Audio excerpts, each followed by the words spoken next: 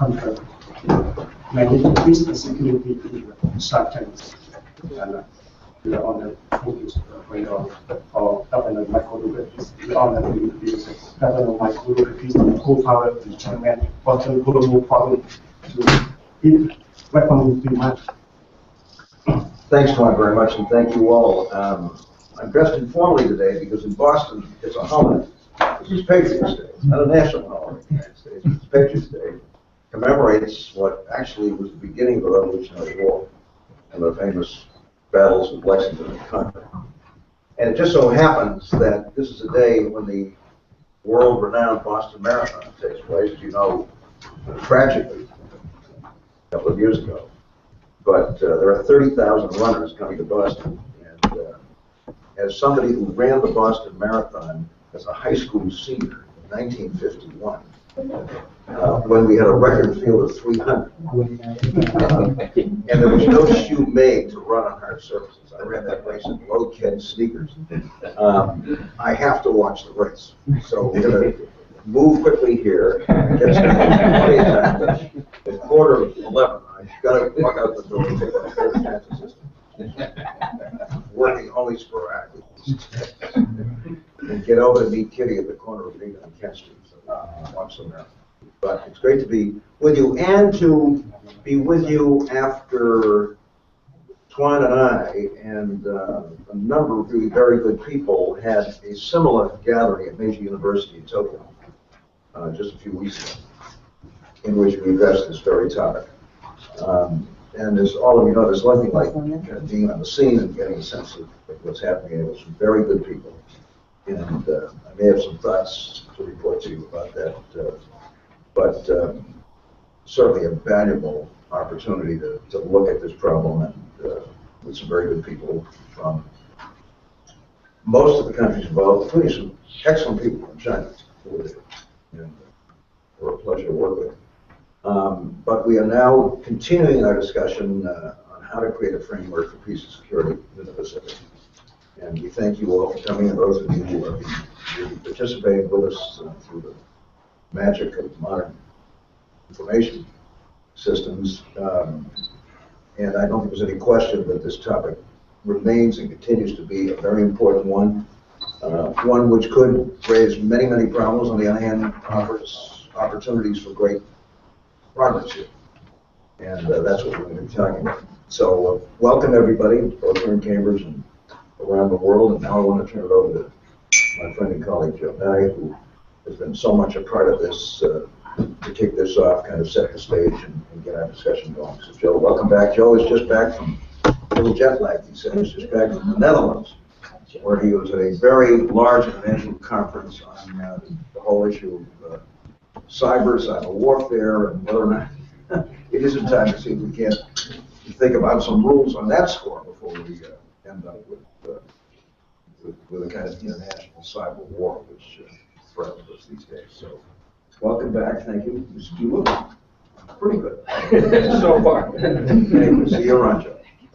What is the Greek word? Etsiketsi? Etsiketsi. So. Anyway, I thank you, Mike, and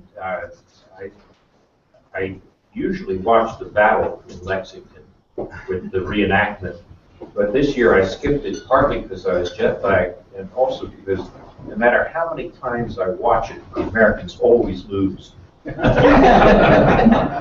You'd think after all these years of reenactment practice, we'd get a little bit better, but we always lose. Well, you have to wait for time. That's what we want. That's right. Anyway, to think about our subject this morning, it's worth noticing that the headlines in the New York Times last week were right on target for what we're talking about. There was a picture on the front page of Fiery Cross Reef in the Spratly Islands, and in there you can see the new runway that China was building, which is supposedly going to be 2 miles long, capable of accommodating any kind of aircraft, including military aircraft. And this is a reef which is about 1,000 miles south of Hainan, the this otherwise southernmost part of China. So there's a fair degree of concern, a degree of alarm. Some people have said that once the Chinese have built this airfield on Fiery Cross Reef, that they will then declare an air defense identification zone, similar to what they declared in the East China Sea, and that this is part of a plan to close off the South China Sea. One has to be careful not to become too alarmed, though, because we've been through this before. In 1995, when I was serving in the Pentagon, there's a great deal of alarm about the fact that China was constructing structures on Mischief Reef, which is about 100 miles from Fiery Cross Reef, also in the Spratly Islands. And at that time, the United States issued a declaration about policy. It said that we would take no position as a country on the sovereignty issues in the South China Sea. That they're far too complex, there are too many conflicting claims, not just China and others, but between ASEAN countries amongst each other, and that the U.S. had no position on sovereignty, but it did have a strong position on the idea that the seas should be governed by the UN Law of the Sea Conference, which the U.S. regards as customary international law, even though, ironically, the Senate has failed to ratify it. And also that we urge the parties involved to find peaceful ways to resolve the disputes and develop codes of conduct. And that's been the American position since then. The question is, should this position change? Are we seeing something which should lead to a difference where the Americans take a tougher position in the South China Sea? I think it helps to put this in the broader context of U.S.-China relations. I think managing U.S.-China relations in the next half century or so is going to be one of the crucial questions for world peace. And as I argue in my new book, Is the American Century Over? I think we can manage that relationship. I don't see a necessary conflict between the United States and China. And we have to be careful not to overreact. On the other hand, we also have to make sure that we protect our interests and our allies.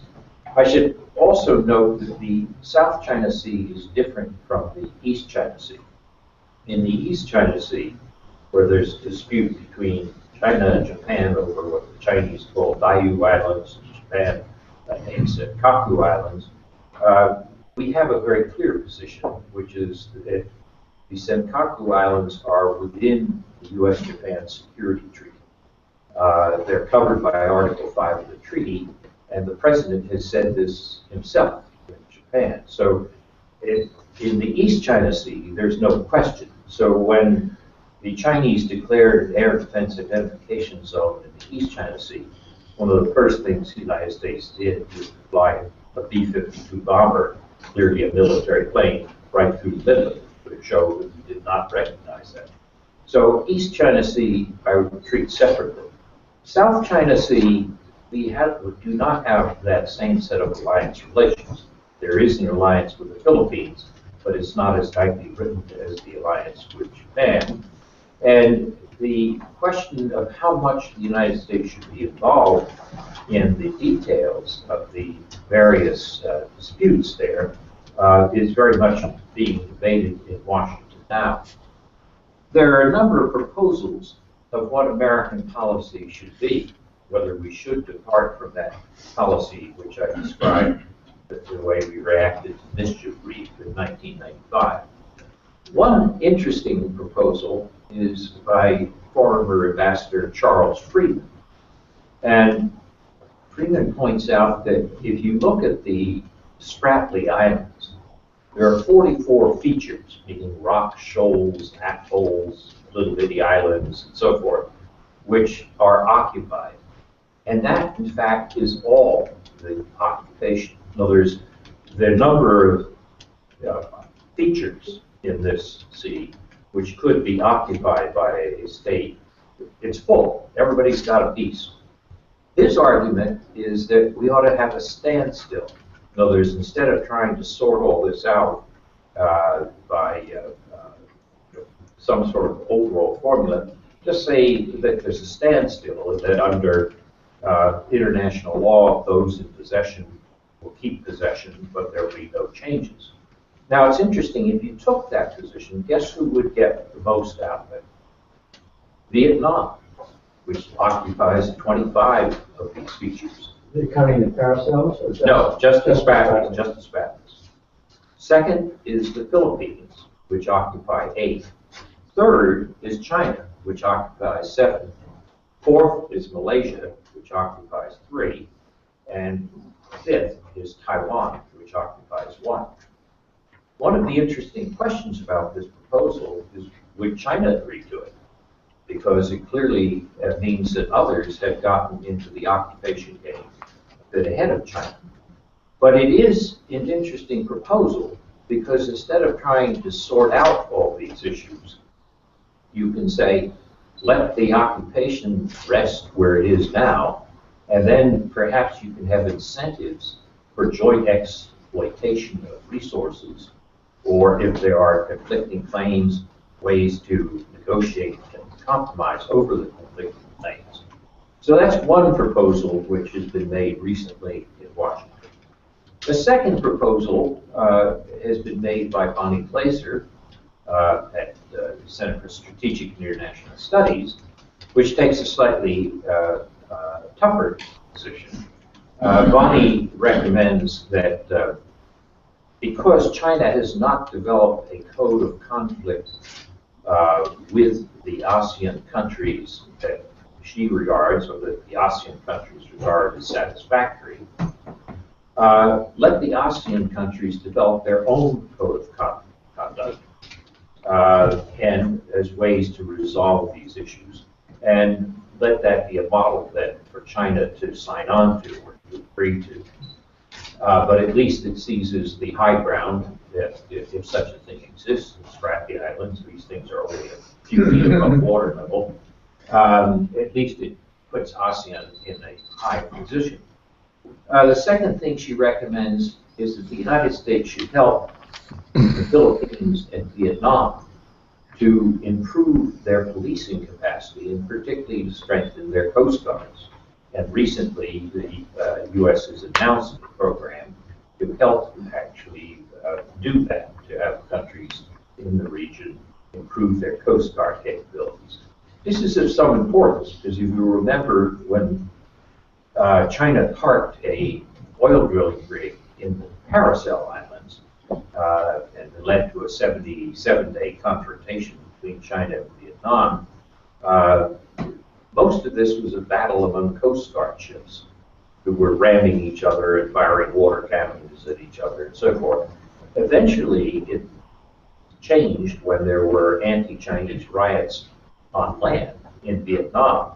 The Chinese realized that they had to find some way to make sure they didn't ruin their relations with Vietnam overall and move the oil rig, but with no resolution of the underlying conflict about control of the territory. The third thing that Bonnie recommends in her paper is that we state in advance that we will not recognize an air defense identification zone. So try to deter China from announcing such a zone by making it clear in advance that it will not be recognized. And the fourth that she recommends is to develop the military-to-military relations between the U.S. and China, including the so-called Hughes Agreement, in which we deal with incidents at sea, but add to this some agreements on how to deal in air conflicts. And that with principles like this, we're not going to solve the problem, but we can at least prevent it from escalating. Now, the question is, how do we get the right mix? The Freeman principles, essentially of a standstill, with the Americans following the positions that they've had since 1995, which were reiterated by Hillary Clinton at Hanoi in 2010, we would say everybody stay still and start negotiating and developing principles for joint exploitation of the resources. One problem with that is that people say, but the Chinese aren't standing still. They're building. As Harry Harris, the commander of the Pacific Command, made the facetious but understandable remark that China was building a great wall of sand in the South China Sea. So if China had stopped, it'd be one thing, but since it's not stopping building, then perhaps the Friedman proposal is not enough. On the other hand, if you take Vonley's proposal, the question is how much does the United States become not a interlocutor valable, somebody who's neutral between the parties, but is clearly on one side against another. And to what extent do we want some of these disputes, which incidentally, from an historical point of view, some of them are very dubious. I mean, it's not as though this is Chinese aggression against clear claims. Some of the claims are pretty clear. Some of the claims are very dubious. And does the United States really want to get in a position where when we have so much to do with China that we wind up fighting over some atoll, which it's not clear who has the best claim, but it may be that China has a better claim than some others. Are we really going to get into a situation where we treat this as though it's the Senkakus? Senkakus is clear. We've made a statement, it's within a defense treaty. South China Sea is not clear, and it would be a mistake, in my view, for us to treat the South China Sea as though it's the East China Sea and wind up with a clause célèbre between the United States and China. I think our 1995 position is still correct. We should not take a position on the sovereignty of the various features in the sea, but take a clear position on keeping open sea lanes and governing the sea by the UN Law of the Sea Treaty, and encourage accommodation and joint exploitation of resources among the countries in the region. So that's my summation of where we stand now, and interested. It was quite clear, notwithstanding your. Did I fall asleep?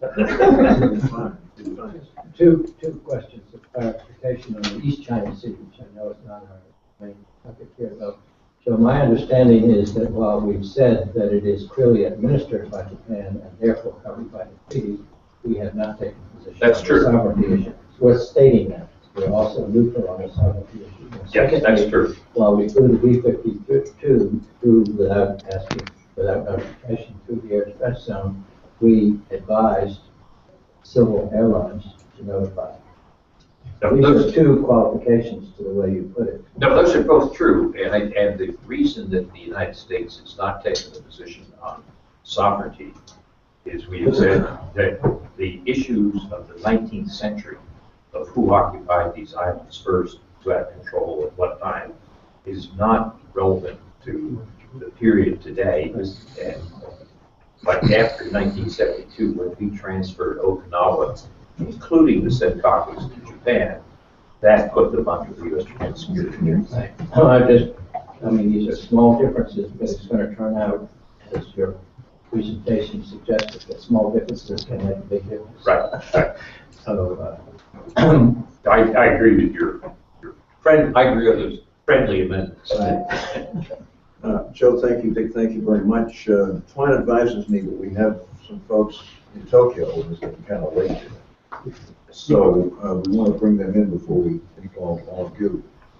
So let's do that, recognizing it seems to me that this is a situation I think that cries out for serious international discussion and collaboration.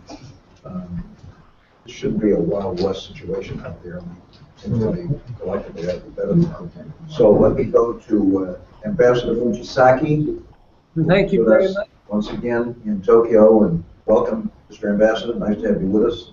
Thank you very much, Well, frankly, this is a stormy night in Japan, so maybe we cannot sit through, but we're very honored to be here participating in this discussion. And Governor Dukakis, it was very good to have you in Japan a month ago.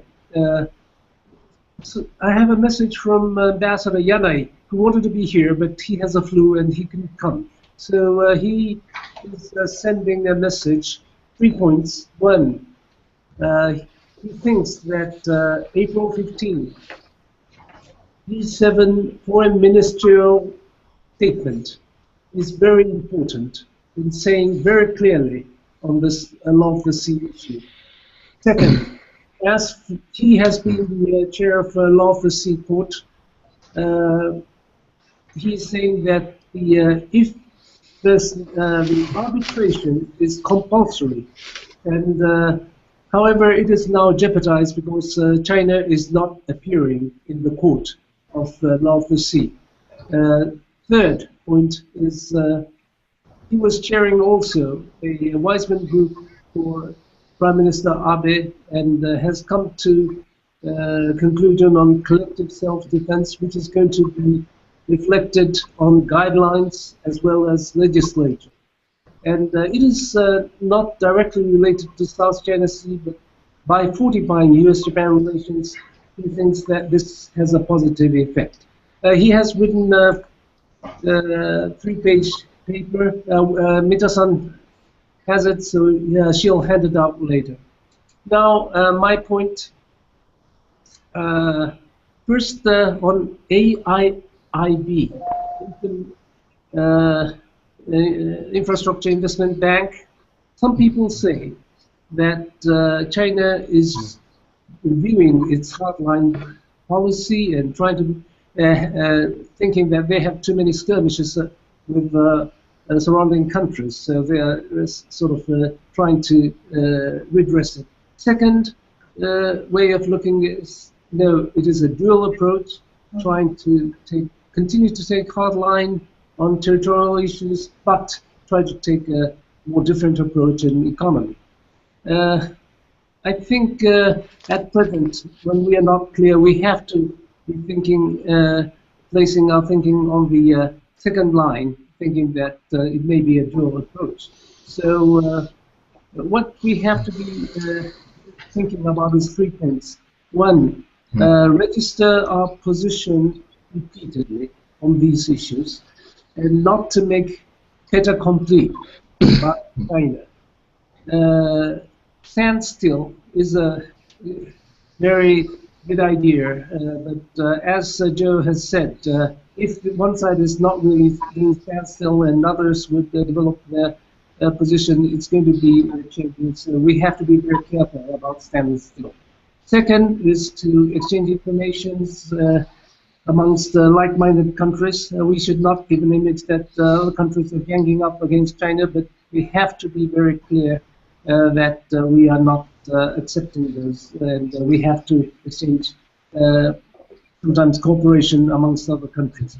Third point, ASEAN Code of Conduct is not in effect, and it seems very difficult, but we should continue to support those ideas. And I think we have to always remember that Secretary Clinton's position at ARF 3 years ago was 4 years ago was very effective, and it has really given encouragement to countries around the region.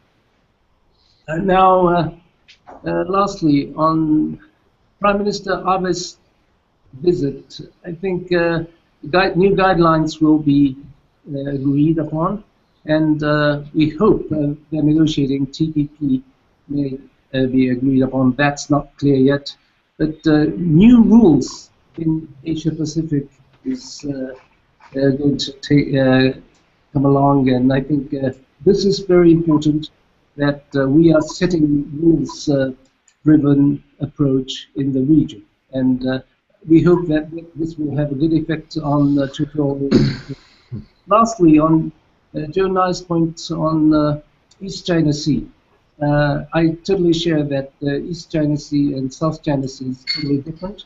However, on non-sovereignty issue, there are some people who would question that how it didn't start in 1972 Okinawa Virgin Act. It started from San Francisco Peace Treaty, and U.S. has borrowed that area, including Okinawa, from Japan in that treaty. If they didn't think of the sovereignty, how could they have concluded that line is coming from time to time? But I just, you know, I'm not going into this. I would like Admiral Hunter to follow up.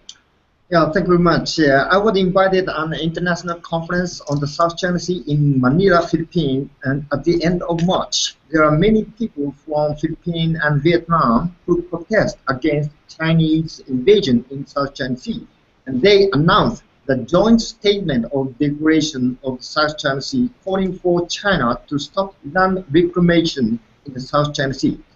The first question on my presentation came from a young Vietnamese scholar who asked, what is the limitation of Japanese contribution for the South China Sea due to the current Japanese constitution? Many of the participants really want Japan's positive contribution for the South China Sea issue because since some Asian countries are reliant on Chinese economy, it is difficult for Asians to have a consolidated position in terms of countering China, such as in formulation of the code of conduct in the South China Sea. Also last March, the Conference for U.S.-Japan Alliance in the New Defense Guideline Era, which was organized by the Global Forum Japan, was held in Tokyo. In that conference, a couple of American former officers advocated for Japan to make active contribution and play a role for peace in South China Sea. If the recent ruling party's agreement is approved by Diet and promulgated, Japan's self-defense forces would be able to give logistic support and execute defense rights in the case of direct threat. Meanwhile, China organized the World Forum for Asia at Hainan Province. Xi Jinping stated, we could turn the seas of Asia into seas of peace, friendship, and cooperation for Asian countries. No matter what, the China leaders stated, reclamation for many Waxan shares over the South China Sea have been proceeding. There is a great inconsistency between what China says and what China has been actually doing. I'd like to make two proposals on this TV conference. First, all maritime nations should bind together and create a strong team in order to counter Chinese maritime aggression. Even a governmental level could not support the Philippines lawsuit to the International Arbitration Court regarding the Chinese illegal 9-dash line. Even then, civil organizations should support it. Second, we have to conduct an offset strategy which demonstrates transparency and counters China's disinformation campaign. We should disclose to the international community by social media the truth of what China has been actually doing.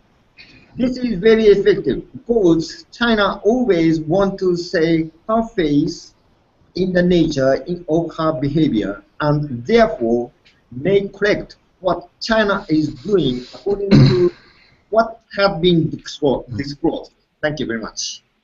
Thank you both very much. Okay, I want to come back here to Cambridge, where we're meeting today here at Harvard University, and want to turn to Tom Patterson, who's been one of the founding members of this Boston Global Forum. Tom, welcome, and give us your thoughts about it. Yeah, thank you. Well, what Twan asked me to do was to simply kind of bring you up to date on what Boston Global Forum has been doing to advance this issue. You have in front of you the report that we issued earlier this year that reviews what was said last year at these sessions and lays out 4 principles for advancing peace and security in the Pacific region. And those principles are adherence to international law. Bill's already talked about the UN Law of the Sea and its importance. Mutual respect among the affected countries, including greater transparency, regional interdependence, and there we concentrate particularly on the economic dimension, with the idea, of course, that economic interdependence can lessen other kinds of tensions. And then multilateralism, that the countries in the region need to settle their issues for the most part in multilateral contexts. And to advance those principles, we're doing a few things. The Boston Global Forum site is open for discussion, for postings, for suggestions about how we can further the agenda. We didn't do very much, for example, last year on kind of the role of public opinion in the region and its importance. But I think if you look at Vietnam and public opinion in Vietnam as it relates to China's drawback on the oil exploration, it's obviously an important part of the equation. Tuan has done a lot of work to create a young leaders program. There are now about 100 young leaders in this network from around the world, but particularly in the Asian area, with the idea that a lot of the thinking needs to be done on corruption, and that we need to encourage generational change as a mechanism for resolving some of these disputes. And then we've been working at developing indices that will allow us essentially to track development in this area. We've initially kind of settled on having expert panels. That may well be the way that we will go with those indices. But we'd kind of like to think if there isn't a machine way to do it so that we can do it more systematically and continuously. So we're continuing to develop that. And at some point this year, Boston Global Forum will unveil its indices, including an index threat for the region. Thanks, Tom. Tom mentioned this Young Leaders Program that we've now developed with many, many very impressive young leaders from around the world who we hope will be participating actively in this. And we have one, I believe, who will be speaking to us now from Vietnam. Trong Minh Vu, who is a member of the Young Leaders Network, the director of the Center for International Studies at the University of Social Sciences and Humanities in Ho Chi Minh City. And I think you're with us, so you're on. Go ahead. Professor John Knight, a member of Boston Global Forum. I am delighted to have an opportunity to talk about South China Sea dispute. So my part focused mainly on the policy recommendation with regard to the introduction of idea to develop a South China Sea monitor and South China Sea threat index. So our starting point is that increasing security threat and instability in South China Sea is largely the responsibility of national misinformation, misperception, and mismanagement. The lack of maritime domain awareness in the South China Sea is an endemic problem that has strategic and operational consequences. Countries in the region, Vietnam and the Philippines, remain insufficiently equipped to monitor their near sea and creating an environment prone to accident and miscalculation. And dealing with the growing security threat to the South China Sea situation, so we had to build a regional maritime threat awareness, and that's why the South China Sea Threat Index and South China Sea Monitor was created to assess the maritime security and regional stability in the South China Sea region. They aim to provide an objective platform for economic and policy debate about the priorities required to strengthen security, as well as encourage government and international community to take action. So, with the monitor, we could inform the public about the bad behavior and provide, for example, the international community with a more encouraged account who is actually doing what. And we use a wide-ranging definition, including both positive measure of stability as well as instability indicator. It assess stability and instability tendency in 5 categories. A, the use of force in the South China Sea. B, the level of regional institutionalization. C, the development of land reclamation and construction in the contested sea. D, arms race between involving states. And E, survey of security experts in South China. So we try to make the group of experts fit to 100 people, and we adopt the methodology of global threat index developed by Professor Thomas Peterson. And we looked monthly into cause-effect relationship and consequences of 5 categories, and try to update the monthly and make the newsletter to update something. So we think that the long-term challenge for Southeast Asian is how to rebuild the rule-based order in the South China Sea, and this initiative can promote open dialogue and exchange of information knowledge in order to promote effective understanding and follow the common standard. Again, the best way to proceed is to begin with the small step in the resolution, or at least the managing many. We think that the South China Sea is the best place to start. And thank you very much for your attention, and we look forward for your feedback and comment on our idea to develop the South China Sea money. Thank you very much. Thanks very much, and thank you for being a part of this. We look forward to working with you and lots of other young leaders. Mike Fuchs, I think, is ready to come in. Deputy Assistant Secretary for Strategy and Multilateral Affairs in the Bureau of East Asian and Pacific Affairs at the Department of State. Mike, thank you for joining us once again. Give us your sense of all of this at this point in time. You've done that before, and things have been happening. So bring us up to speed on Sure. All of this. Go ahead. Thank you.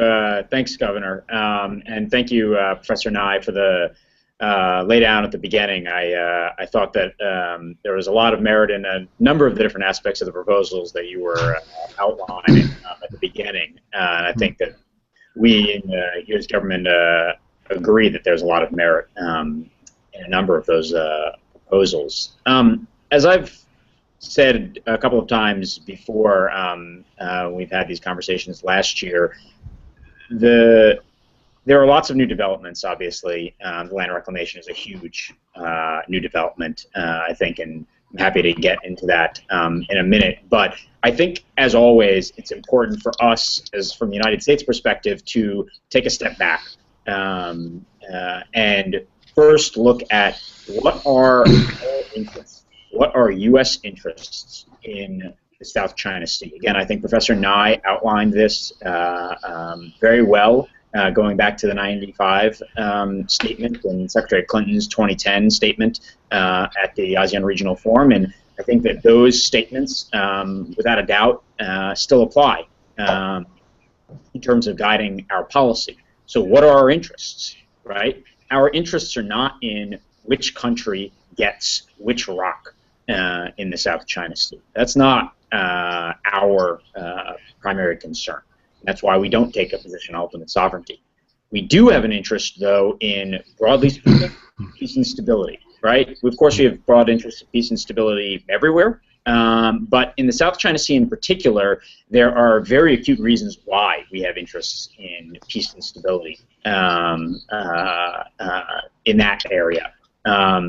First, obviously, the amount of trade, global trade, that goes to the South China Sea on a day-to-day basis, on an annual basis, is tremendous. My last recollection, something to the tune of $4 trillion a year, roughly, in commerce goes through the South China Sea. And obviously, so anything happening in terms of an incident that might spiral into a conflict in the South China Sea could have tremendous effects, not just on the claimants, but on the United States, but more broadly in the world. Frankly. But second, of course, the United States has broader interests in peace and stability in that region, with the countries neighboring the South China Sea, and in terms of defending our partners and allies in the region. So making sure, again, that we're upholding freedom of navigation, as was alluded to before, the free flow of commerce, are vital interests of the United States in the South China Sea.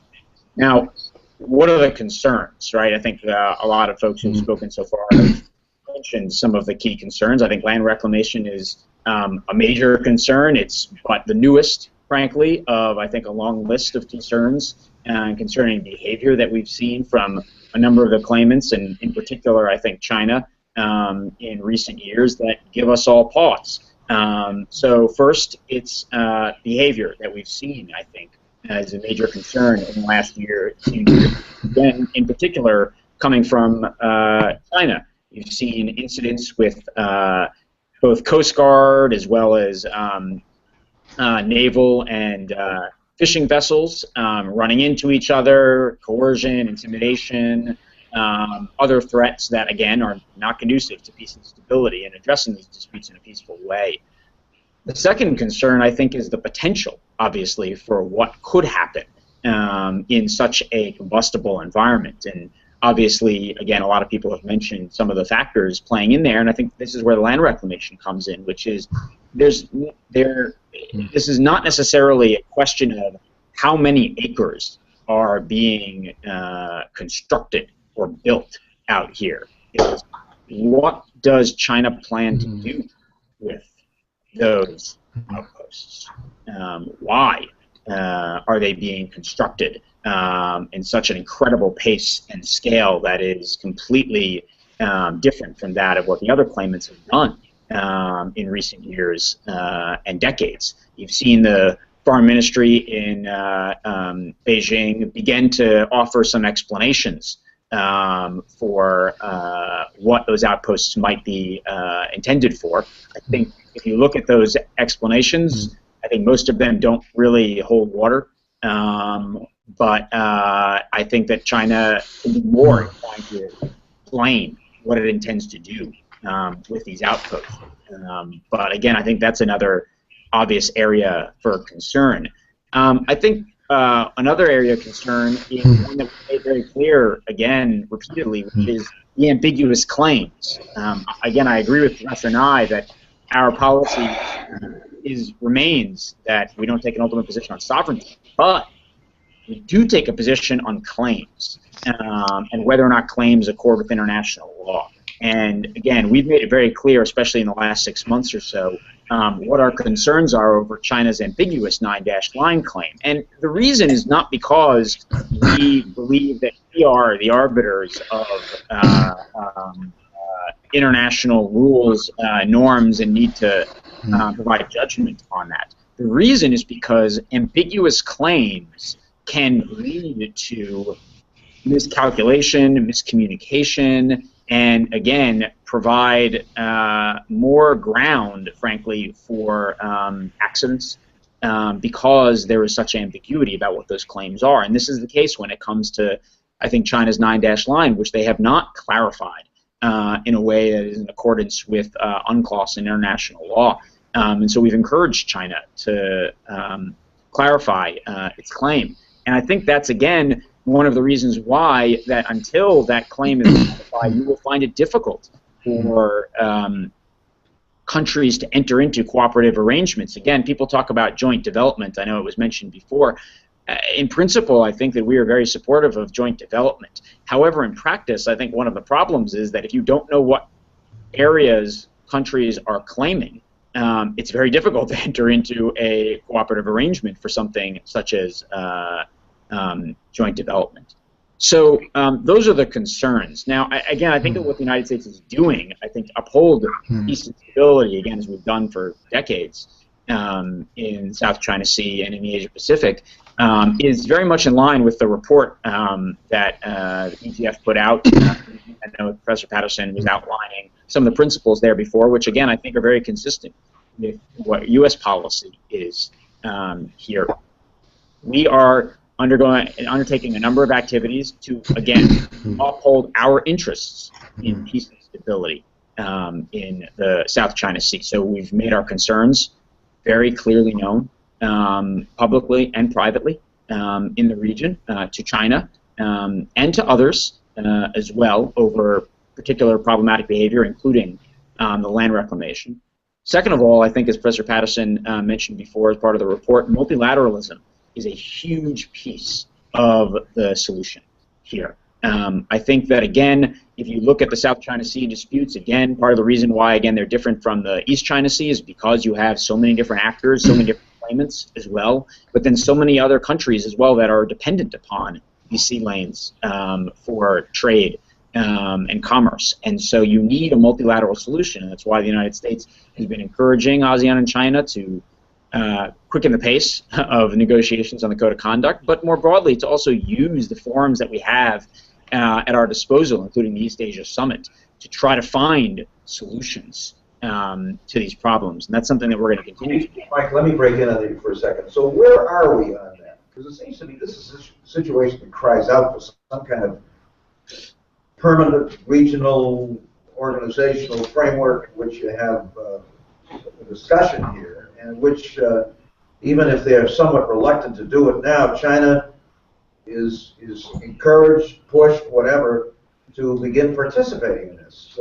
Otherwise, we end up with these disputes among individual countries and so forth when, everybody has to be involved. Where are we on this? I mean, is there any indication that China is prepared to be part of something like this? What are we doing to try to facilitate that? Tell us a little bit quickly about that. Sure. Well, I think, Governor, as you know very well, I think the multilateral piece of this is a necessary piece, but of course not sufficient. So it's one big part of the puzzle, but it's not the only piece of this. So I think there are a couple of different things here. One, to be honest, I have not seen, from my experience in the last couple of years, especially in the last few months, a willingness on the part of China to accelerate a diplomatic process to address these disputes. The Code of Conduct negotiations between ASEAN and China, frankly, have now been ongoing in some form or another for 13 years. I understand that things can take time, but let's just say that I think that the pace of negotiation will only be as quick as the least willing of the partners. And so, again, we see very little movement forward on a Code of Conduct. Second of all, you have the broader multilateral institutions beyond just ASEAN. The East Asia Summit, I think, is one that we are investing a lot of time and energy into. You have the leaders of all of our countries, including China and the United States, and all of the claimants there. And so we're investing a lot of time and energy in trying to build that up. However, of course, this is also a long-term proposition. And so the strength of these institutions and the ability of them to actually affect a problem on the ground like the South China Sea, again, like the Code of Conduct, is only going to be as fast and effective as the least willing of its members. And so, again, I think that there are many for instance, the Eastern Summit and the ASEAN Regional Forum, which are the two of the primary mechanisms that we have, including China, but not just including China, that do not want to see these organizations sort of kick into high gear when it comes to trying to address these problems. So I think that there are a couple of things that we can do, and we are doing, to try to shape at least this piece of the puzzle. One, again, is to show, I think, China that there is value in engaging in these regional institutions and in these frameworks for peaceful resolution of the, like the Code of Conduct, that, again, can accrue to China's advantage. And so I think that that's one piece of necessary diplomacy that we're trying to engage in, and I think that needs to happen. The second piece of it, though, is what the rest of the region is doing. I think that, again, discussions like this, where we have representatives from a number of other countries around the region, a number of the events that Ambassador Fujisaki was mentioning before that are happening and have happened, are, again, necessary pieces of this puzzle to try to ensure that all of the countries in the region who have a stake here, making it very clearly known that the way this is addressed is important to everybody. Those are two, I think, again, maybe not sufficient, but definitely necessary pieces of this puzzle. If I can, then just to go on from what you were saying, Governor Dukakis, to move on to a couple of the other things that we are trying to do, again, to address this situation. I think that, again, Bonnie Glaser was mentioning this, I think, via Professor Nai in her report, increasing the capability for maritime domain awareness in a number of the countries in Southeast Asia, I think is vitally important. I think having visibility on the water and on the ground, so to speak, as to what's happening out there is incredibly important. There are events and incidents that happen on a daily, weekly basis in the South China Sea, and any one of these is a potential incident that could spiral out of hand. And so having visibility is increasingly important, and having the ability of the countries in the region to patrol their own exclusive economic zones and activity that's going on there, again, is, I think, important for peace and stability. I think the ITLOS case is a good example of another peaceful way to address the disputes. Now, again, the United States doesn't take a position on cases before international courts by other countries, but what we do support is the ability of countries to use international legal mechanisms like the International Tribunal of the Law of the Sea. And so I think that this is another very necessary piece of the puzzle. Final comment I'd make is that I very much would go back to what Professor Nai was saying. Again, I think that there are a lot of very good suggestions in a number of the different proposals that Professor Nai was outlining. Going back to part of what he characterized as Ambassador Freeman's proposal is very similar to something the United States now for a year has been pushing in the region, both publicly and privately. It was sort of crassly dubbed the freeze last year, and you can call it what you like. But the idea was very simply that without affecting the claims made by any particular country, the only way they're going to get started on peacefully addressing these disputes with the hope of unlocking a solution is, again, some sort of halt for the moment to certain types of provocative behavior in the South China Sea. It allows countries to do a number of things to protect their interests. It does not affect sovereignty claims in any way, shape, or form. And what it does is it allows countries the space necessary to begin having a more serious dialogue as to how they're going to peacefully address these disputes. But again, I think that and you've seen the willingness of some of the countries in the region to embark upon a proposal like this. But again, I think that ongoing activity with the land reclamation being front and center, I think, complicates the situation greatly. And it is of serious concern to us. I recognize I've talked for quite some time, and I actually have to run just a few minutes. But so let me stop there and just thank you again, Governor, and Professor Nai. That is very, very helpful. There are at least a couple of politicians at this table. I'm one of them, and Tom Valley is another. And has had extensive experience, served at Vietnam, has extensive experience since that time, partly as part of the Kennedy School's work, but as somebody who's deeply involved in this. So, Tom, you and I tend to be people who say, okay, let's get going here. You know, in the long run, we're all dead. What John Maynard Keynes once said. How do you see this evolving? I mean, as somebody who's been in the business trying to find solutions to problems and a process that works, tell us a little bit about your thoughts on this. Yeah, thank you, Governor. First of all, I think let me talk a little bit from the perspective of Vietnam. Okay. And I might talk a little bit later when we hear from the Admiral about the Indian Ocean. We also work in Myanmar, which has a connection to the Indian Ocean. China has a strategy, one nation, two oceans, and that's being played out through Myanmar. I don't think I'm going to add any clarity. I think I'm going to add more confusion to the situation. We might not know exactly what to do. I think A couple things about Vietnam. I don't think the rocks are what they care about. I think what they care about is the exclusive economic zone. They care about the zone. They care about the 200-mile limits from their land out. And so that the reclaiming is not about the rocks. It's about the distance between their border and a new structure. And that's just part of the equation. The rocks can be negotiated. They've negotiated the rocks before. They negotiated a deal on the Tonkin Gulf a little bit. So I don't think the rocks are the problem. The problem is the economic zones. And those can also be negotiated.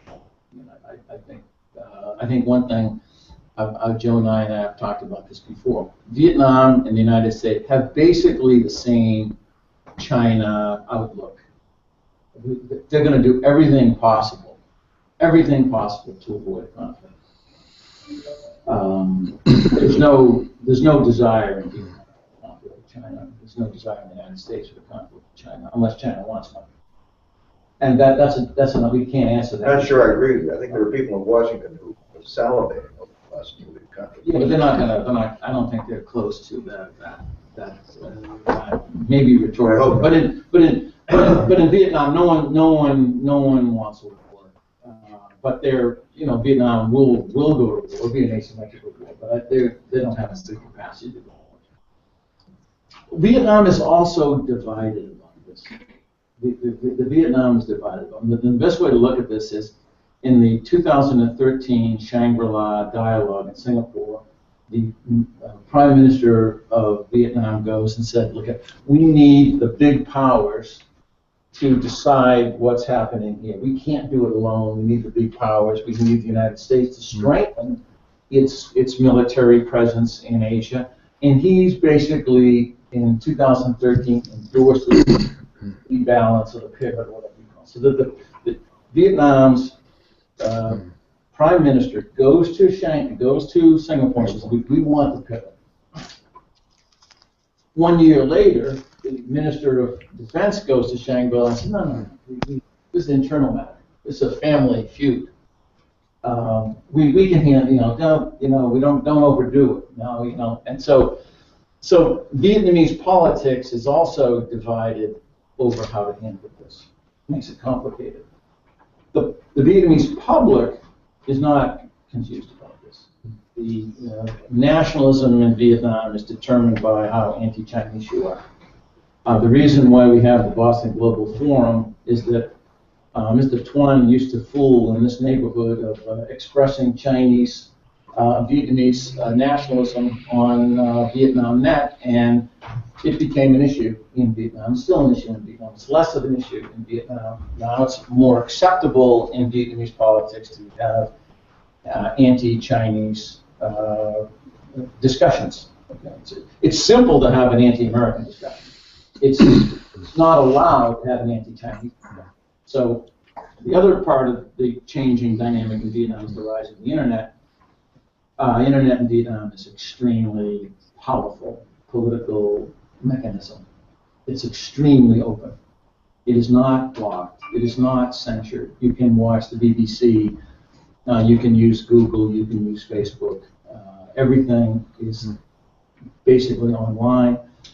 And that has created a different form of media in Vietnam. It's called left-wing media. Left-wing media is bigger than mainstream media in Vietnam. And that is fueling part of this debate in Vietnam. But I think the situation is being dealt with, I think, pretty well in Vietnam, with sort of letting that expression take place without having a major strategic desire to have war. So yeah. And I assume Vietnam would welcome some kind of regional framework. Yeah, the problem, Governor, is that the region's divided too. That ASEAN is not of one mind about what to do, and so that the forums that you would go to for a international deal, they have sides, and the sides aren't sorted out yet. Those sides aren't sorted out, so it's messy.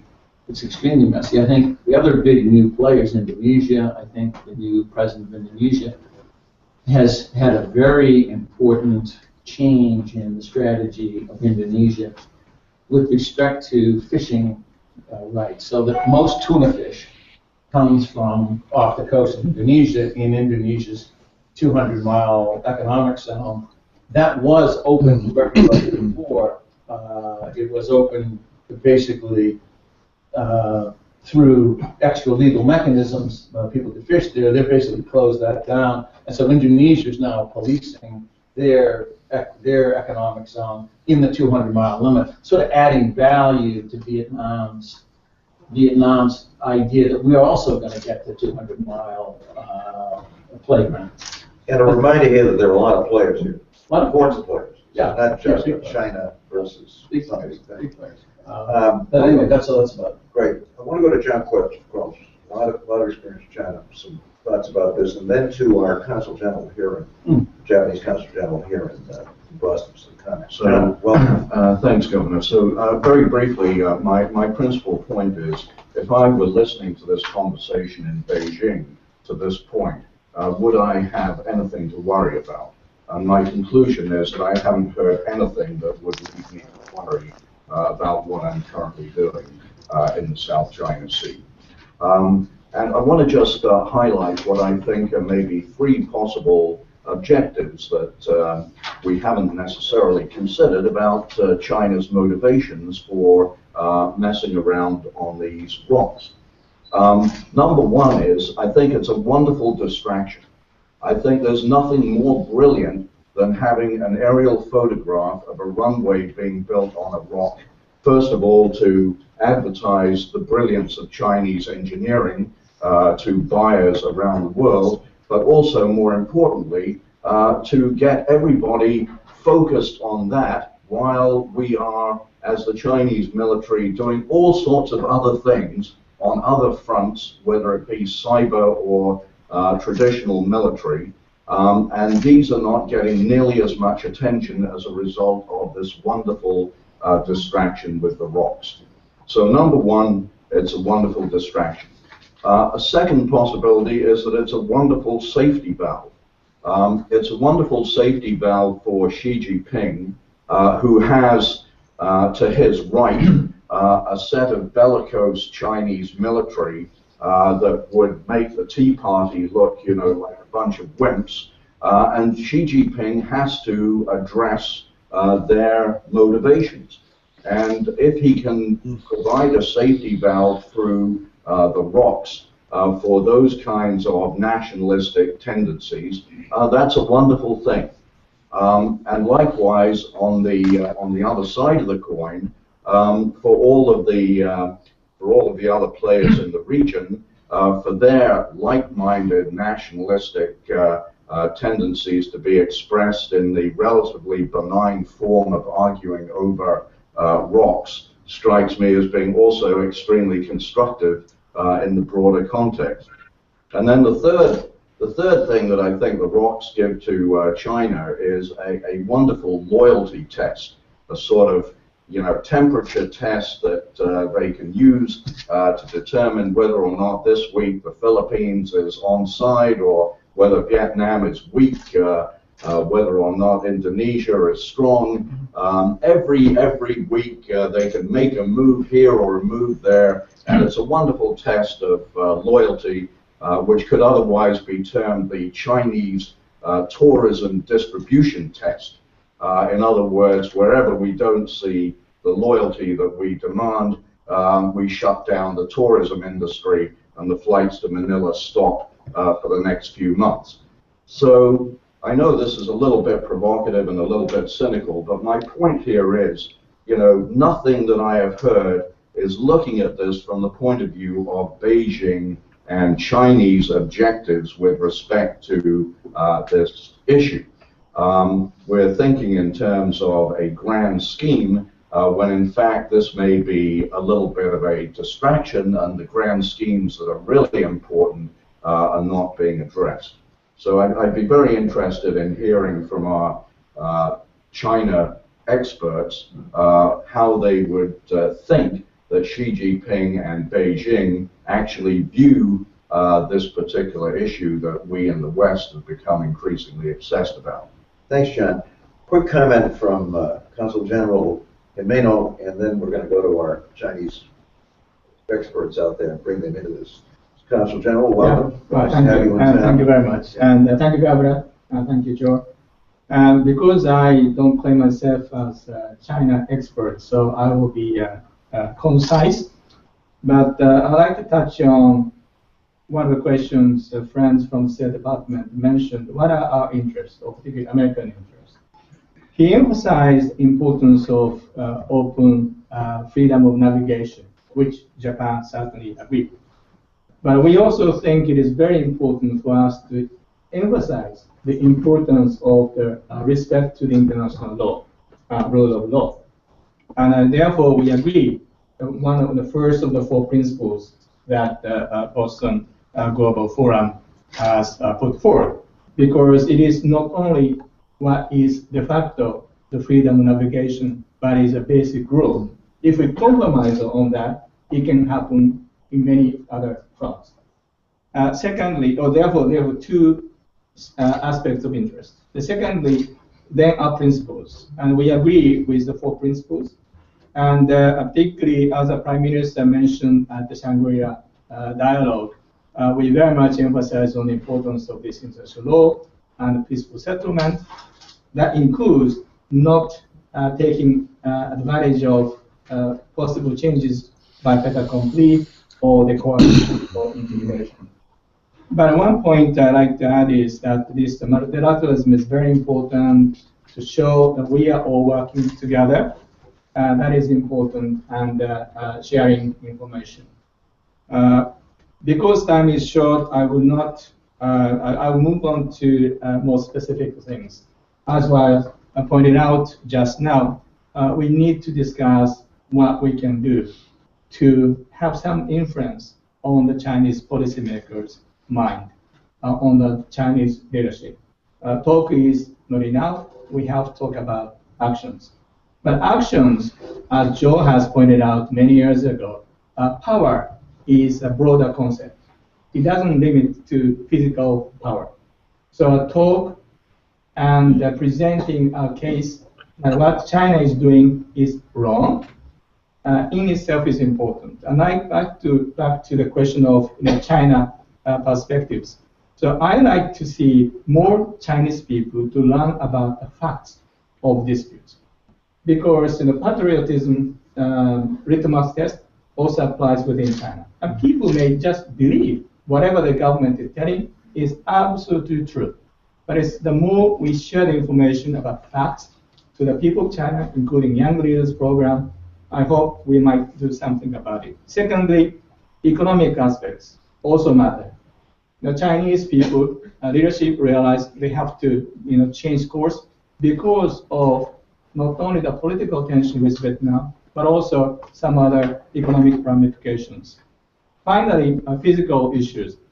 I don't think we're talking about American military intervention, but some people have mentioned supporting the capability of maritime authorities in the region and also information sharing that will enhance the ability for us to stop one-sided actions. Therefore, it will increase the cost of wrong actions by the Chinese side.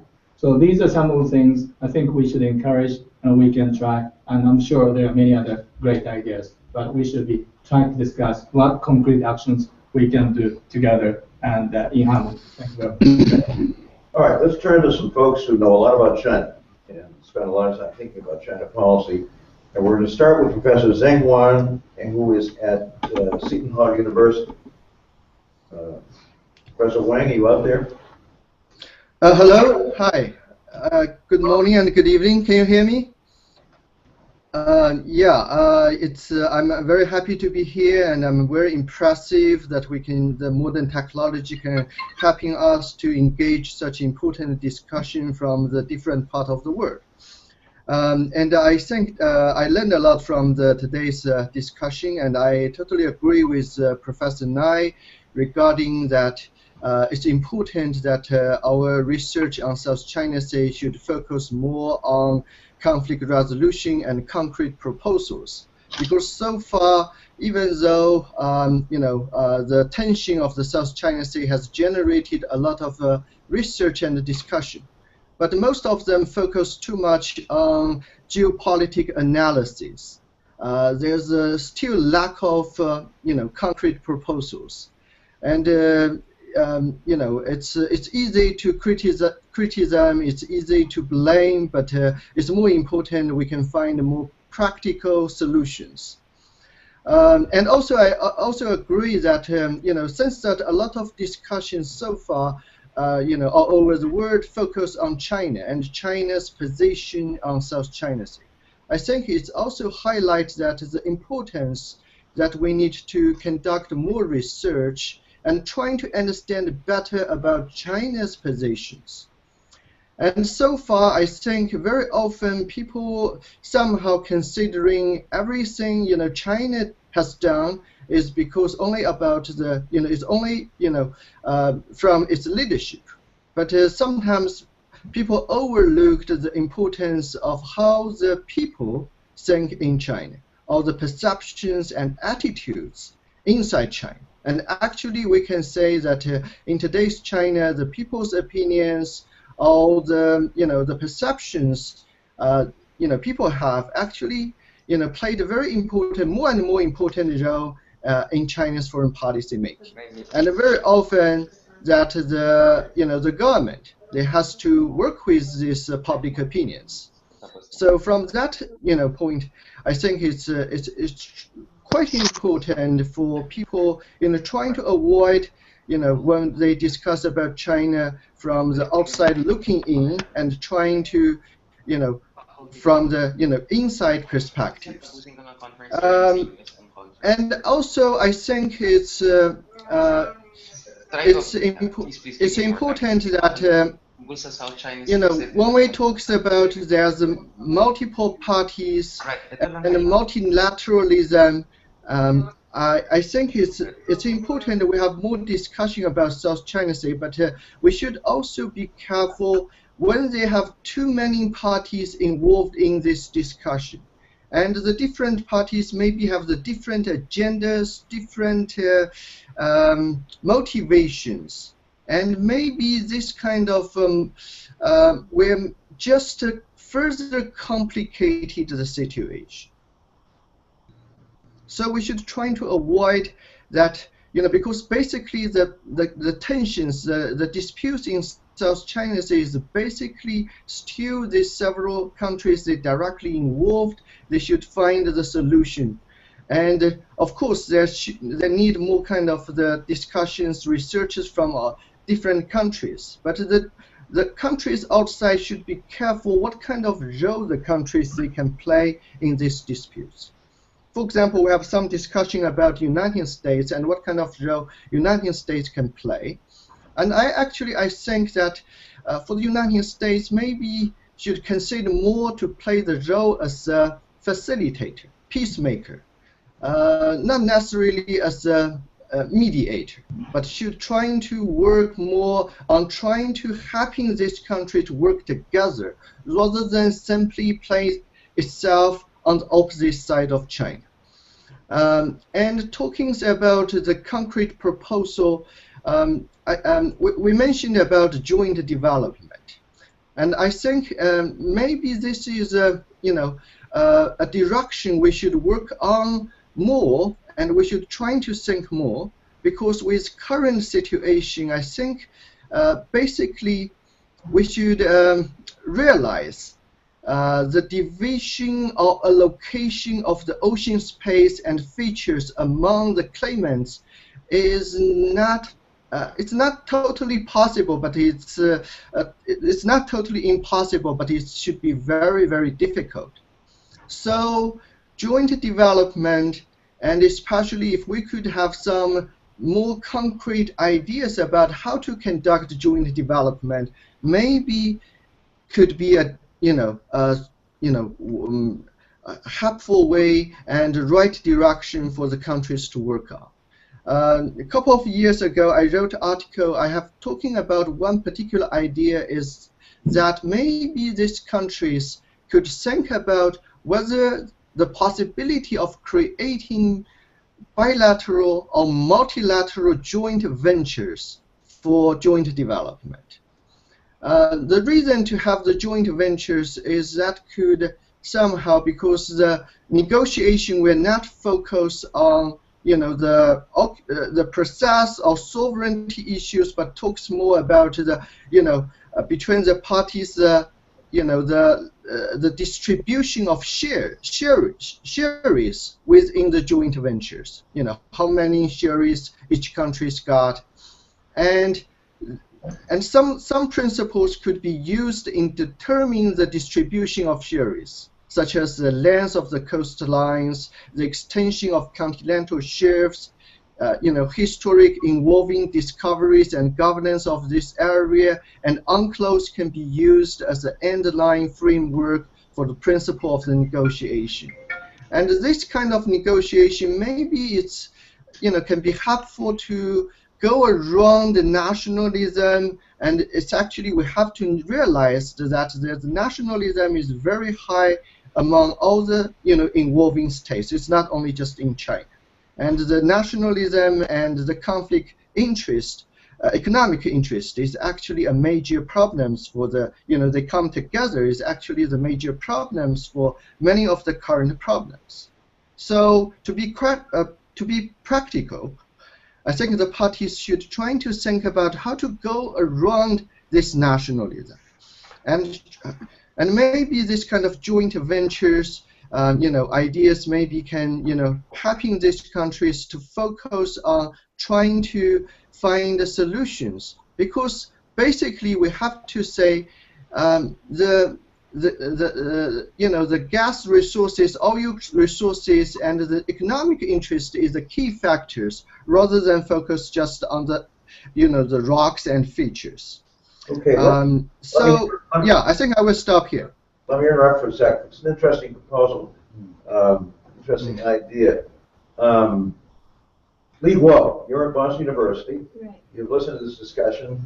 Be interested in your response to Professor Wang's suggestion here, and maybe also a comment or two on John Quelch's rather interesting observation that China's president is being pushed hard by what I guess is China's own military-industrial complex, John, and sees this as a possible way to deal with that. Anyway, what about the idea of kind of beginning this with joint development, whether we can, as Professor Wang has suggested, and then maybe a comment or two on does China have a military-industrial complex, and is it a factor here, and to what extent is it a factor as the Chinese president tries to provide some leadership on this issue? So welcome, and give us your thoughts on this. Thank you for having me to talk about it. But first of all, I want to say that I'm not expert in international relations because I'm a communication scholar. So I want to I am a researcher in communication and media studies. Well, that's a lot of this. Yeah, so so I can maybe comment on a little bit about what Professor Wang took, how we go about the nationalism maybe in different countries. Good. So I think public opinion is very important. This is something that we want to take into consideration in manage and maintain the peace and security in the area. And public opinion is actually, according to my analysis, that public opinion is very highly correlated with the media coverage, mainstream media coverage in different countries. So if we have a very fair, rational media coverage, it can contribute to this discussion. That may be a contradiction in terms, but... Yeah, but if the media coverage is biased, is irresponsible, it cannot do anything good to the problem and can even worsen the situation. So I think, for example, based on my observation, China's news coverage about this issue, they always try to relate the issue to the historical legacy and then the national root, national identity. And then they try to frame all other alternative voices as illegitimate. And accordingly, that public opinion in China's social media, looking at monitoring social media comments, public opinion on social media tend to be very nationalistic and not irrational.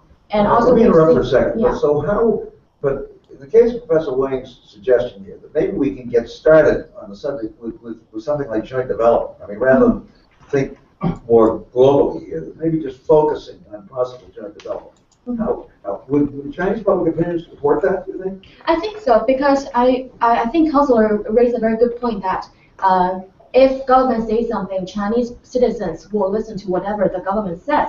But I would say it's not true in China. China's social media is more open right now, and people do criticize what government say if they don't believe so. And I think social media is very powerful in China. People tend to listen to different kinds of voices, and people tend to follow like public opinion leaders, like nonprofit organizations, experts, and scholars for their opinions and to help them to shape their own opinions on this issue. So I think maybe young leaders in different countries and different in the international community can take the power of social media to provide our independent analysis more available to the public. So that's also a way to contribute to the discussion.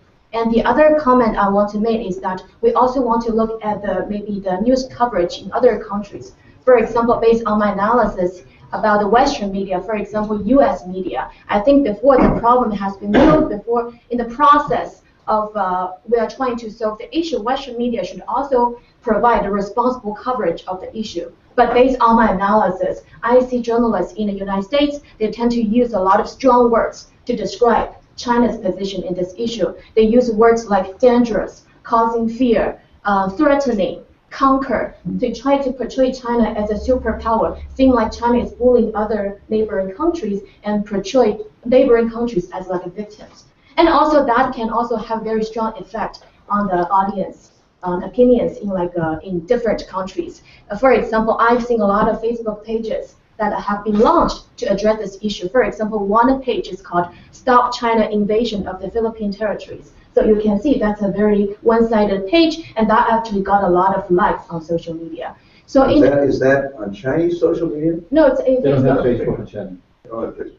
On Facebook, I would say that biased news coverage will stimulate and sort of anti-China sentiment in many places. So I want to say that independent scholars, young leaders who participate in this forum can provide our analysis more available to the Chinese public and also the public in other countries. And as communication scholars, we can also use our skills, like advanced research skills, to monitor social media public sentiment, public opinion on social media, and make it available to policymakers so that policymakers can always refer to it with it. Okay, I want to go to Dick Cooper. Dick, where are you?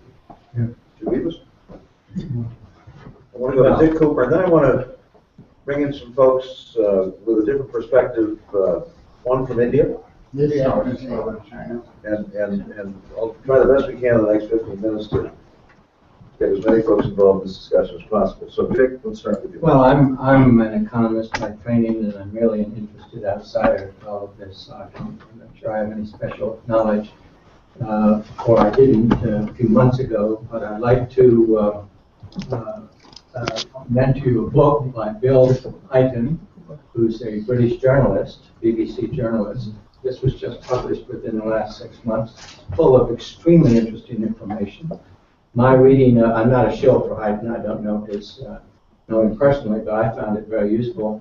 He discusses both the historical precedents, the origin of the 9-dash line and so forth, and he discusses the law of the sea, the legal aspects. Anyway, it's full of useful information. So one test of what was just said is whether the Chinese will allow this book to be published in China.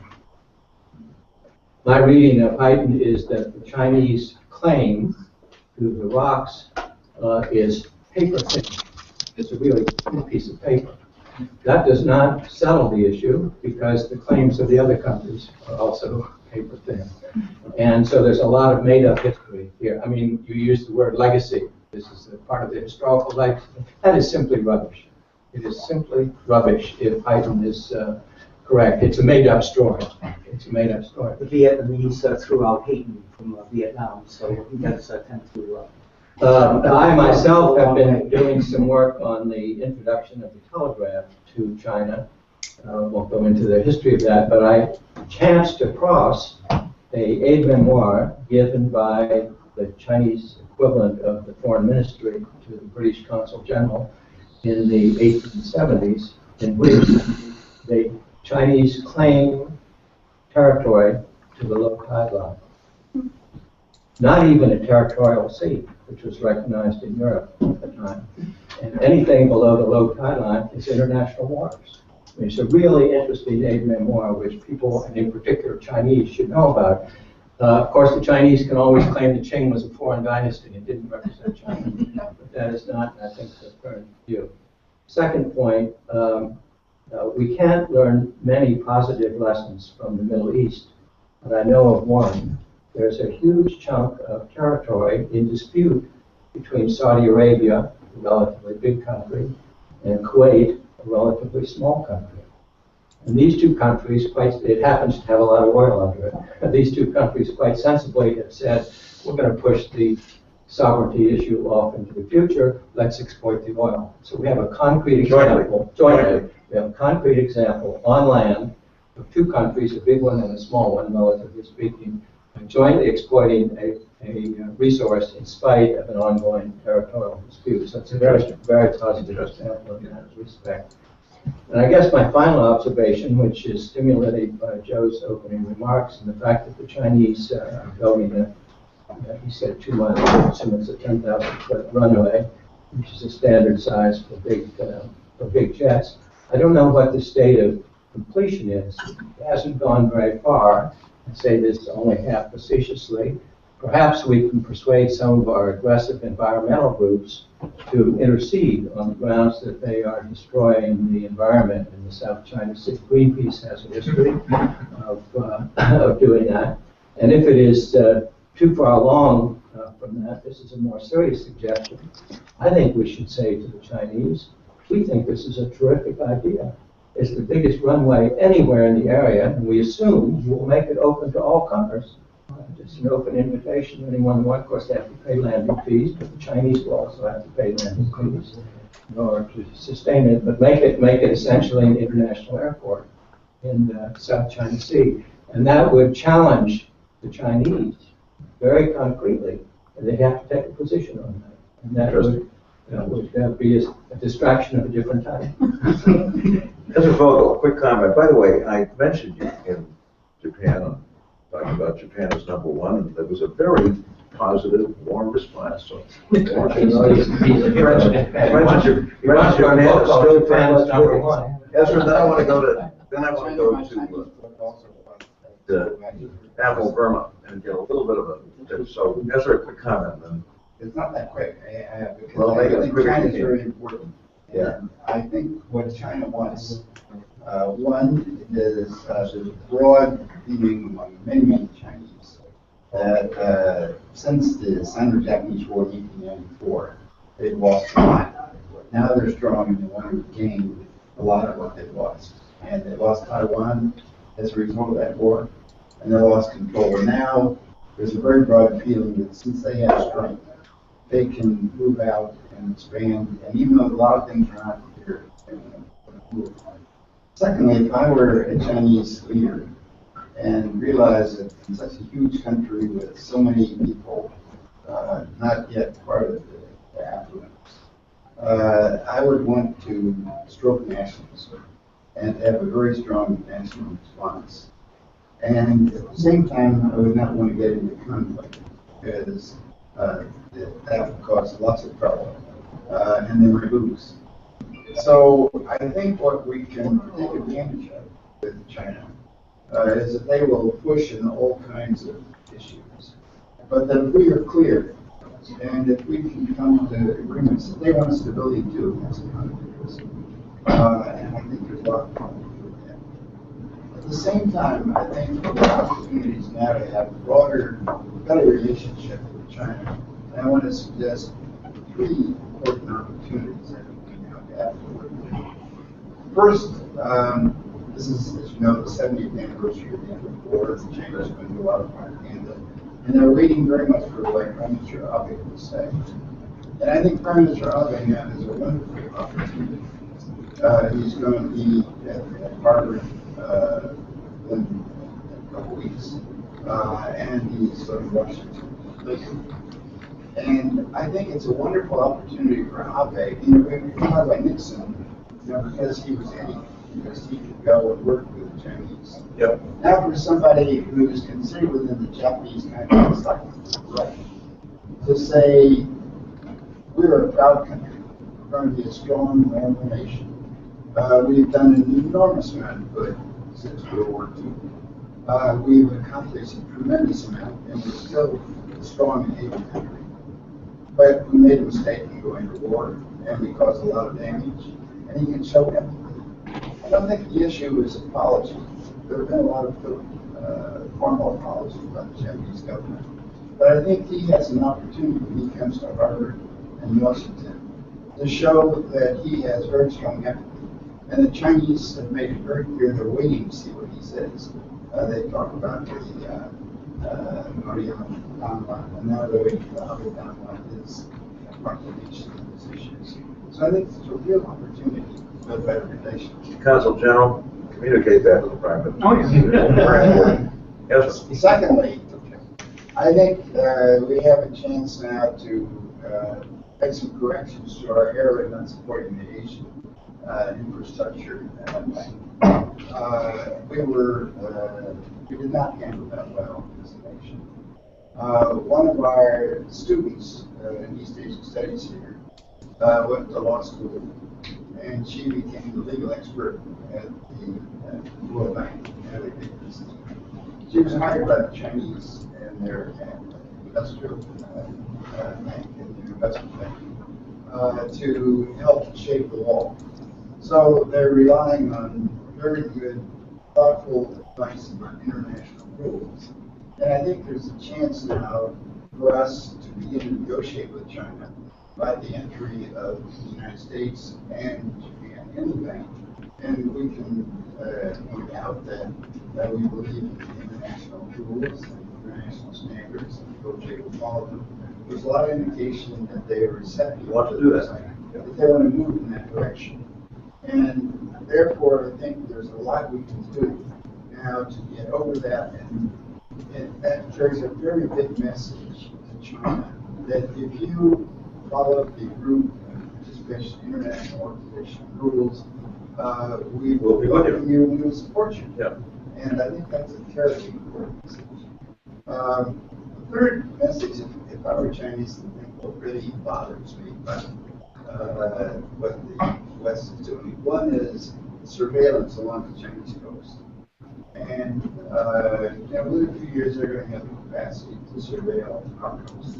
They're going to be sending people just like we are. We have a Somebody in Washington would be concerned about that. The Russians did that all the time. I'm sure some journalists would call attention to that. Right. And a lot of politicians would respond. But I think there's a chance to say that, look, these things can be considered. We are remaining firm on it easily, but that there ought to be rules of the game about how we do things. So that to the Chinese is now one of the hugest irritants. They're making all kinds of noise. About our surveillance. About our surveillance. And they're going to be doing a lot of things that we're doing. And I'm not sure that we're going to be happy with what they're doing. This is a chance to say that, okay, there are ways of thinking about a relationship. I think if we could handle these things in this broad kind of context, it would make all these technical issues much easier to deal with, much more stable, and much less risky. Thanks, Judge. Good agenda. Admiral Verma, welcome. Nice to have you with us. We don't have too much time, but no, I'll keep it as short as possible. We'll wrap up things with you. Since I was recently in government, I need to say that what I am saying now is in my personal capacity and not for views. Just a few words on the engagement with Southeast Asia will start with. In earnest, it started in the early 90s with a Lupi's policy, and it's really taken off since then. Starting with the free trade agreement, which says trade multiply. The other thing is I'd like to say is that many are not aware of the interest, the economic interest in the Pacific. In fact, 55% of our trade transits to the South China Sea. And the other requirement is energy resources. In fact, our state oil major is in a consortium with American and Russian companies exploring for oil as well as production, joint production agreement for the succulent oil fields. This oil also passes through South China Sea before it makes its way to the Indian refineries. The problems in South China Sea, of course, are known. They're in Greece as well. I won't talk about that. But what we've seen is that China's extraordinary economic growth has been similarly accompanied by its military power that's grown. Concurrently, it has been exercising soft power, what you point, in propagating its economic interests across the world, including in South China Sea for the littorals. What needs to be flagged is that China makes a clear distinction between the need for safe navigation in the contested seas, which it agrees with, and issues of sovereignty on which it groups no discussion. And there is a sense of insecurity as far as the South China Sea littorals are concerned. This can be seen in the vigorous arming that they are undertaking. A nation which was just involved with constabulary duties in the seas are now actually acquiring combat parts. And in fact, the largest submarine acquisition today in the world is taking place in Southeast Asia. Whilst they are arming themselves concurrently, they are also looking at other measures. Foremost on this is partnership with strong powers. The US, of course, stands out. And I would say the pivot or rebalancing has been welcomed by all the claimants in South China Sea. And we see a new vigor in the military partnerships. Japan's offer of help in capacity for some of the nations has also been welcomed.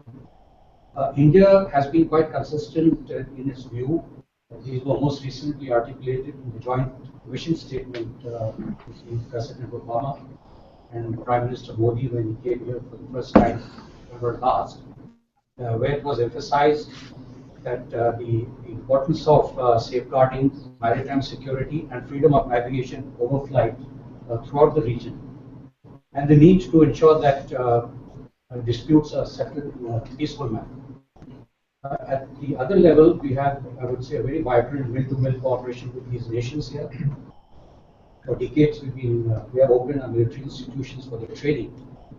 And apart from that, we periodically deploy to the Western Pacific, exercise with the nations the navies that are resident there.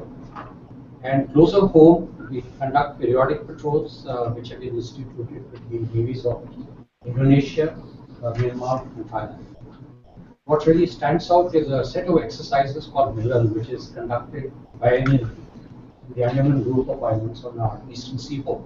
It started off in 1995 just as a local initiative. The 5 littorals from Bay of Bengal participated. The last week that we had in February last year had 17 nations and 15 ships being present. And this is without any extraordinary effort. It's a natural. This took place when? 2014 February. Okay. I would also like to point out the close and mature strategic relationship that we have with Japan, which also influences this region. And we have identity of views on global matters. We have an annual summit at heads of government, 2+2 dialogue with the defense and foreign ministers of both our countries. And a trilateral strategic dialogue between the US, Japan, and India, I would say, caps this relationship. And we also have the annual exercise in Malabar, where the 3 navies from the 3 nations participate. I would say that what President Obama had to say more recently about China not solving this problem diplomatically, and just because Philippines and Vietnam are not as large as China, they're being elbowed out, is absolutely true.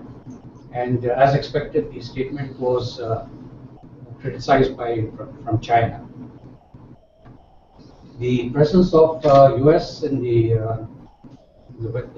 Pacific has contributed in a major way for peace and stability there over the last few years, last few decades. And but today we have a situation where its military superiority is being challenged. But I've always believed that US is able to reinvent itself when it's faced with a challenge. And I find no reason why it would not happen now. And it will continue to maintain the military technological gap vis-a-vis its nearest peer competitor. But what's happening in South China Sea actually has nothing to do with the military power of the US or the ones, nations which are there. Because what's being practiced there is what we call non-lethal combat. And Alex Calvo, who wrote a recent article on this in Silsec, flags the need for calibration of response to the use of non-lethal forces. That is coercion by means of limited amount of violence designed to gradually expand control over disputed bodies of water without leading to casualties or a major reaction by the victim countries, other maritime democracies, also called salami slicing. So we therefore see the South China Sea is the deployment of coastguards and civilian vessels, which was mentioned a little while back, instead of the navies. And in fact, the ancient practice of ramming an opposition ship is more in practice than perhaps what modern naval warfare is all about. And obviously, in this battle, the side which has the numbers, will have the advantage, the final outcome of the lethal combat. Meanwhile, this reclamation of land, which is going on furiously, including the airfield, which would in fact produce unsinkable aircraft carrier 1,000 miles south of Henan, is it's going on whilst I would say the other players seem to be just waiting on the sidelines. The issue is as to what should be done or could be done in these matters, in this state of affairs. I would say that there has to be dialogue, but at the same time, when you have government-to-government dialogue, it's far too visible. It has to be brought up front in media. In the US, perhaps the Congress would like to listen to it in open hearings. And the situation that we are faced with in South China Sea and China's role, that may not be the most workable solution. In my view, I think maybe a track 2 or track 1.5 more helpful to actually discuss matters. The Boston Global Forum could be one such book that we put here. Both sides have issues of sovereignty and sovereignty. Perhaps what could also be done concurrently, it's not happened all these years, it should have happened much earlier. Independent study by experts, who actually interpret this, because how is to bring that into the issue of competing strategies. The Philippines has gone to the International Court for Arbitration, China has refused to, but they have brought out a paper, ostensibly basically answering the issue which Philippines has brought out, while saying it's got nothing to do with the official response. What they have brought out, more than once in that paper, is to say that UNCLOS has no jurisdiction on issues of sovereignty. It's a different thing which has to be looked at, and that's something which needs to be done. I feel in this track 2 or track 1.5 forum that we are talking about, obviously China and US would be present, but it would help to get some parties which are not directly involved in the issues in South China Sea, that's from outside. Countries like, say, perhaps Canada and Brazil, to also be part of this dialogue, which may perhaps be more helpful in talking to each other. Great. Thank you so much. I found this to be far more constructive discussions we've had. And thank you all for being part of this. Some of the other groups and those who wanted to.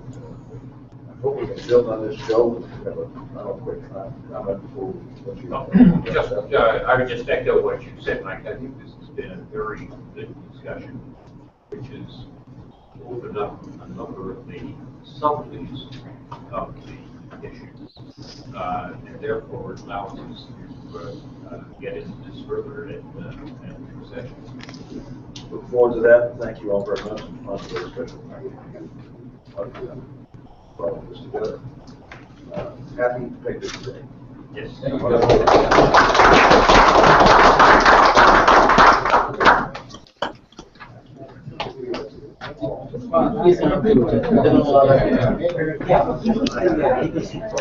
you very much for attending.